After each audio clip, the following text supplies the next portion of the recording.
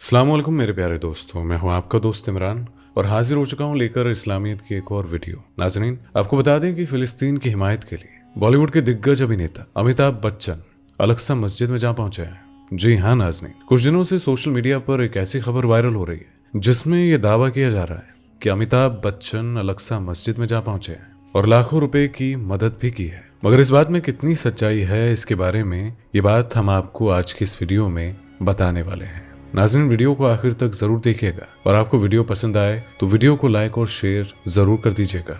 नाज़रीन, अल-अक्सा मस्जिद सदियों से ही इजराइल और फिलिस्तीन के बीच बहस और जंग का मुद्दा रहा है। इजराइल में रहने वाले यहूदियों का कहना है कि अल-अक्सा मस्जिद पर उनका हक है, तो वहीं फिलिस्तीन के मुसलमानों का कहना है कि अल-अक्सा मस्जिद इस्लाम में एक खास जगह रखती है।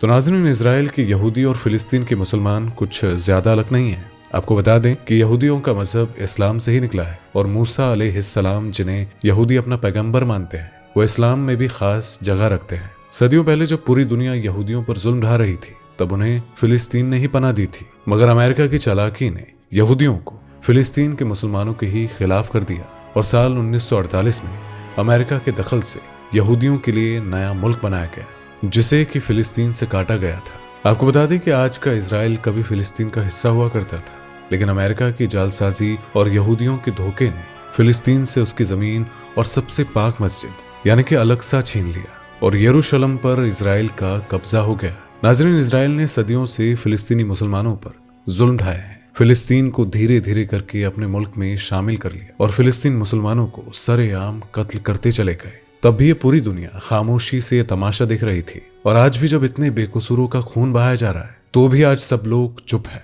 और खामोश है। तो नाज़रीन, 7 अक्टूबर को हमास के आतंकी लड़ाकों ने इजराइल पर हमला कर दिया था, मगर बजाय कि वो हमास को नेस्तनाबूद करता, लेकिन इजराइल ने फिलिस्तीन के आम शहरियों पर बम गिराने शुरू कर दिए और अब तक इस खून खराबे में हजारों लोगों की जानें चली गई है और जिनमें से ज्यादातर बच्चे शामिल हैं। आपको बता दें कि दुनिया के कई मुस्लिम देशों ने फिलिस्तीनी मुसलमानों के हक के लिए आवाजें उठाई हैं और इजराइल को जंग रोकने के लिए आगाह भी किया है, लेकिन दुनिया के जो बड़े देश है वो सिर्फ और सिर्फ इजराइल का साथ दे रहे हैं, जिनमें से अमेरिका, ब्रिटेन, इटली और भारत भी शामिल है। और नाज़रीन, आपको बता दें कि भारत ने इजराइल और फिलिस्तीन की इस जंग को रोकने की हिमायत की थी, मगर वो खुले तौर पर इजराइल के साथ भी नजर आए हैं। अलबत्ता मोदी सरकार ने फिलिस्तीन के लोगों के लिए राहत की चीजें भी पहुंचाई है, जैसे कि खाना और दवाइयां, लेकिन बावजूद इसके भारत खुले तौर पर इजराइल का ही साथ देता है।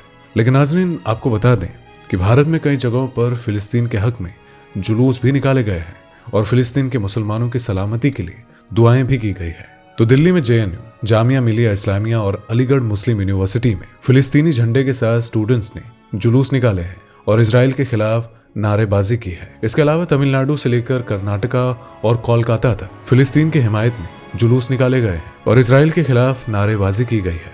लेकिन नाज़रीन, आपको बता दें कि भारत में इजराइल की तौहीन करने और फिलिस्तीन का साथ देने के लिए सख्त कार्रवाई करने का भी ऐलान कर दिया गया है और इसका ताज़ा तरीन वाकया मुंबई में पेश आया है, जहाँ के 4 लोगों को इस वजह से गिरफ्तार कर लिया गया क्योंकि वो इजराइल के खिलाफ नारेबाजी कर रहे थे और उसके झंडे के साथ बदसलूकी कर रहे थे। और नाज़रीन, मोदी सरकार का साफ तौर से ऐलान है कि भारत में कोई भी शख्स फिलिस्तीन की हिमायत करता हुआ या इजराइल की तौहीन करता हुआ अगर पाया गया तो उसके ऊपर सख्त से सख्त कार्रवाई होगी।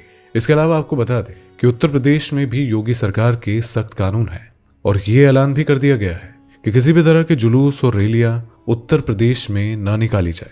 आपको बता दें कि जुमेरात के दिन उत्तर प्रदेश में भी कुछ लोगों को महज फिलिस्तीन की हिमायत में आवाज उठाने को लेकर गिरफ्तार किया गया और वहीं सोहेल अंसारी नाम का एक शख्स अभी भी पुलिस की गिरफ्त से बाहर है। आपको बता दें कि सोहेल अंसारी पर इल्जाम है कि उसने ट्विटर यानी कि एक्स पर फिलिस्तीन की हिमायत की थी और जुम्मे की नमाज के बाद सभी मुसलमानों से मस्जिद में जमा होने की भी गुहार लगाई थी। लेकिन नाज़रीन, पुलिस को जब इस बात की इत्तला मिली कि सोहेल अंसारी गायब हो गया था, मगर अब पुलिस ने उसे पकड़ लिया है और उत्तर प्रदेश की एक अदालत ने सोहेल अंसारी को 14 दिनों की कानूनी हिरासत में छानबीन के लिए जेल जाने की सजा सुना दी है। और यही नहीं नाज़रीन, उत्तर प्रदेश में तो साफ तौर पर ऐसे लोगों को आतंकी ऐलान कर दिया गया है और साथ ही सख्त तौर पर फिलिस्तीन के हिमायतियों को भी आगाह कर दिया गया है कि किसी तरह की कोताही बर्दाश्त नहीं की जाएगी। और नाज़रीन, आपको बता दें कि भारत या भारत की सरकार आज़ाद फिलिस्तीन के खिलाफ नहीं है, मगर वो हमास जैसे आतंकी गिरोह का साथ नहीं देना चाहते और आतंकवाद का जड़ से खात्मा करना चाहते हैं। यही वजह है कि मोदी सरकार इजराइल और फिलिस्तीन की इस जंग में इसराइल के साथ है, क्योंकि इसराइल पर हमला फिलिस्तीन ने नहीं बल्कि हमास के आतंकी लड़ाकों ने किया था, और जिसका बदला इसराइल हमास से ले रहा है। मगर इसकी वजह से मासूम फिलिस्तीनी मुसलमान भी उसका शिकार हो रहे हैं। इसके अलावा आपको बता दें कि भारत हमेशा से ही आजाद फिलिस्तीन की पैरवी करता आया है, और अभी अपने बयान में मोदी जी ने साफ तौर से कहा है कि इसराइल के साथ वो आतंकवाद के खिलाफ हो रही जंग का हिस्सा है। फिलिस्तीन के खिलाफ न वो पहले की कभी तारीख में थे और न ही कभी आगे होंगे। यही वजह है कि भारत ने फिलिस्तीन के मुस्लिमों को खाना, पानी और दवाइयां भेजी है, और आगे भी उनकी इंसानियत के तौर पर मदद करने का ऐलान कर दिया है। तो नाज़रीन, इसके बाद अब अगर बात करें अमिताभ बच्चन की, तो आपको बता दें कि कुछ दिन पहले सोशल मीडिया पर खबर आई थी कि अमिताभ बच्चन अलक्सा मस्जिद में जा पहुंचे हैं और फिलिस्तीनी मुसलमानों को लाखों रुपए की मदद भी की है। अमिताभ बच्चन की कुछ तस्वीरें जो कि सोशल मीडिया पर खूब वायरल हो रही है, और इन तस्वीरों में वो अलक्सा मस्जिद में दिखाई दे रहे हैं। लेकिन नाज़रीन, जब इन तस्वीरों की तहकीकात की गई तो मालूम हुआ कि ये तस्वीरें जाली है, यानी कि नकली है। जी हाँ नाज़रीन, और ये बिल्कुल सच बात है।